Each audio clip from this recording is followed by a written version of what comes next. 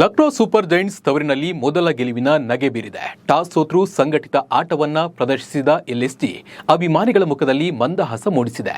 LSG 12 ರನ್ಗಳಿಂದ Mumbai Indians ಮಣಿಸಿ ಆರ್ಭಟಿಸಿದೆ. ಈ ಮೂಲಕ ಎಲ್ಎಸ್ಜಿ ಪೂರ್ಣ 2 ಅಂಕ ಕಲೆ ಹಾಕಿದ್ದು ಅಂಕಪಟ್ಟಿಯಲ್ಲಿ 6ನೇ ಸ್ಥಾನವನ್ನ ಪಡೆದಿದೆ. ಈ ಗೆಲುವಿನಲ್ಲಿ ಹುಡುಕ್ತಾ ಹೋದರೆ ಸಾಕಷ್ಟು ಹೀರೋಗಳು ಸಿಗ್ತಾರೆ. ಆದರೆ ಭರವಸೆಯ ಸ್ಪಿನ್ನರ್ ದಿಗ್ವೇಶ್ ರಾತಿ ಸಖತ್ ಮೋಡಿಯನ್ನ ಮಾಡಿದ್ದಾರೆ. ಆದರೆ ಇವರ ವಿವಾದಾತ್ಮಕ ಸಂಭ್ರಮ ಪುನರಾವರ್ತನೆಯಾಗಿದ್ದು ಬಿಸಿಸಿಐ ಕೆಂಗಣ್ಣಿಗೆ ಪಾತ್ರರಾಗಿದೆ. ಹಾಗೆ ಫೈನ್ ಕೂಡ ಹಾಕಲಾಗಿದೆ. ಈ ಬಗ್ಗೆ ನಿಮಗೆ ಸಂಪೂರ್ಣವಾದ ಮಾಹಿತಿಯನ್ನು ನೀಡ್ತೀನಿ. ನಾನು ನಿಮ್ಮ ಶಿವರಾಜ್ ಬಾಣಂಕಿ. ನೀವು ಸುದ್ದಿಯಾನದ ಸಬ್ಸ್ಕ್ರೈಬರ್ ಆಗೋದನ್ನ ಮರಿಬೇಡಿ. ಲಕ್ನೋನ ಎಕಾನಾ ಅಂಗಳದಲ್ಲಿ ಟಾಸ್ ಸೋತ್ರೂ ಮೊದಲು ಬ್ಯಾಟ್ ಮಾಡಿದ ಎಲ್ಎಸ್ಜಿ 20 ಓವರ್ಗಳಲ್ಲಿ 8 ವಿಕೆಟ್ಗೆ 203 ರನ್ ಸೇರಿಸಿತ್ತು. ಇದಕ್ಕುತ್ತರವಾಗಿ ಬ್ಯಾಟ್ ಮಾಡಿದ ಮುಂಬೈ ಇಂಡಿಯನ್ಸ್ 20 ಓವರ್ಗಳಲ್ಲಿ 5 ವಿಕೆಟ್ ನಷ್ಟಕ್ಕೆ 191 ರನ್ ಕಲೆ ಹಾಕಿ ಟೂರ್ನಿಯಲ್ಲಿ 3ನೇ ಸೋಲನ್ನು ಕಂಡಿದೆ. ಈ ಮೂಲಕ ಹಾರ್ದಿಕ್ ಪಡೆ ಆಘಾತ ಅನುಭವಿಸಿದೆ. 25 ವರ್ಷದ ದಿಗ್ವೇಶ್ ರಾತಿ ಮುಂಬೈ ವಿರುದ್ಧದ ಪಂದ್ಯದಲ್ಲಿ ಅಮೋಘ ಬೌಲಿಂಗ್ ನಡೆಸಿದ್ರು.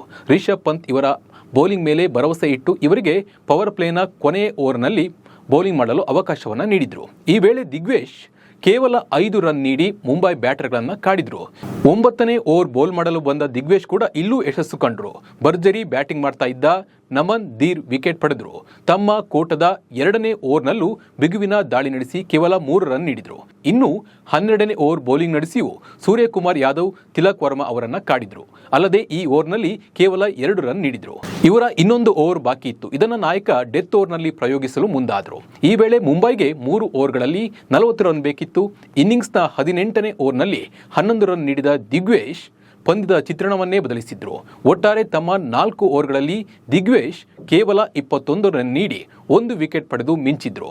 ಆದರೆ ಹೀಗೆ ವಿಕೆಟ್ ತೆಗೆದ ರಾತಿ ಎಡವಟ್ಟುಗಳ ಮೇಲೆ ಎಡವಟ್ಟು ಮಾಡಿಕೊಂಡಿದ್ದಾರೆ.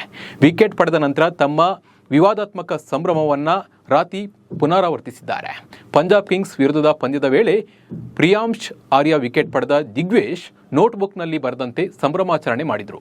ಇದಕ್ಕೆ 3 ದಿನಗಳ ಹಿಂದೆ 25ರಷ್ಟು ದಂಡವನ್ನು ವಿಧಿಸಲಾಗಿತ್ತು. ಆದರೆ ಇದನ್ನು ಮತ್ತೆ ರಿಪೀಟ್ ಮಾಡಿದ್ದಾರೆ. ಮುಂಬೈ ವಿರುದ್ಧ ನಮನ್ ಧೀರ್ ವಿಕೆಟ್ ಪಡೆದ ನಂತರ ಸ್ಪಿನ್ನರ್ ರಾತಿ ಮತ್ತೊಮ್ಮೆ ಅದೇ ಸಂಭ್ರಮಾಚರಣೆ ಮಾಡಿದ್ದಾರೆ. ಐಪಿಎಲ್ನ ಲೆವೆಲ್ 1 ನೀತಿ ಸಂಹಿತೆಯನ್ನು ಉಲ್ಲಂಘಿಸಿದ ಕಾರಣಕ್ಕಾಗಿ ಎಲ್ಎಸ್ಜಿಯ ಬೌಲರ್ ದಿಗ್ವೇಶ್ ರಾತಿಗೆ ಸತತ 2ನೇ ಬಾರಿಗೆ ಪಂದ್ಯ ಶುಲ್ಕದ %50ರಷ್ಟು ದಂಡವನ್ನು ವಿಧಿಸಲಾಗಿದೆ. ನೋಟ್ಬುಕ್ ಆಚರಣೆ ಮಾಡಿದ್ದಕ್ಕಾಗಿ ಈ ದಂಡವನ್ನು ವಿಧಿಸಲಾಗಿದೆ. ನೋಟ್ಬುಕ್ ಸೆಲೆಬ್ರೇಷನ್ ಇದೇ ಮೊದಲೇನಲ್ಲ. ಇನ್ನು ಈ ವಿವಾದಿತ ನೋಟ್ಬುಕ್ ಸೆಲೆಬ್ರೇಷನ್ ಇದೇ ಮೊದಲೇನಲ್ಲ. ಈ ಹಿಂದೆ 2019ರಲ್ಲಿ ನಡೆದ ಭಾರತ ವೆಸ್ಟ್ ಇಂಡೀಸ್ ನಡುವಿನ ದ್ವಿಪಕ್ಷೀಯ ಸರಣಿಯಲ್ಲೂ ಈ ನೋಟ್ಬುಕ್ ಸೆಲೆಬ್ರೇಷನ್ ಭಾರಿ ಸುದ್ದಿಗೆ ಗ್ರಾಸವಾಗಿತ್ತು. ಭಾರತದ ವಿರಾಟ್ ಕೊಹ್ಲಿಯನ್ನು ಕೆಣಕಿದ್ದ ವಿಂಡೀಸ್ನ ಕೇಸ್ರಿಕ್ ವಿಲಿಯಮ್ಸ್ ಕೊಹ್ಲಿಯನ್ನ ಔಟ್ ಮಾಡಿ ಇದೇ ನೋಟ್ಬುಕ್ ಸೆಲೆಬ್ರೇಷನ್ ಮಾಡಿದರು. ಆದರೆ ಇದರಿಂದ ಸಿಟ್ಟಿಗೆದ್ದ ಕೊಹ್ಲಿ ನಂತರದ ಪಂದ್ಯದಲ್ಲಿ ಇದೇ ಕೇಸ್ರಿಕ್ ವಿಲಿಯಮ್ಸ್ಗೆ ಸ್ಫೋಟಕ ಬ್ಯಾಟಿಂಗ್ ಮಾಡಿ ಪ್ರತಿ 6 ಬೌಂಡರಿ ಹೊಡೆದಾಗಲೂ ಈ ನೋಟ್ಬುಕ್ ಸೆಲೆಬ್ರೇಷನ್ ಮಾಡಿ ತಿರುಗೇಟನ್ನು ನೀಡಿದರು. ಒಟ್ನಲ್ಲಿ ಲಕ್ನೋ ಸೂಪರ್ ಜೈಂಟ್ಸ್ ಪರ ಸೂಪರ್ ಆಗಿಯೇ ಬೌಲಿಂಗ್ ಮಾಡ್ತಿರುವ ರಾತಿ ನೋಟ್ಬುಕ್ ಸ್ಟೈಲ್ ಮಾಡೋಕೆ ಹೋಗಿ 2ನೇ ಬಾರಿಗೆ ದಂಡ ತೆತ್ತಿದ್ದಾರೆ. ಈ ಬಗ್ಗೆ ನಿಮ್ಮ ಅನಿಸಿಕೆ ಮತ್ತು ಅಭಿಪ್ರಾಯವನ್ನು ಕಮೆಂಟ್ ಮೂಲಕ ತಿಳಿಸಿ. ನಮಸ್ಕಾರ.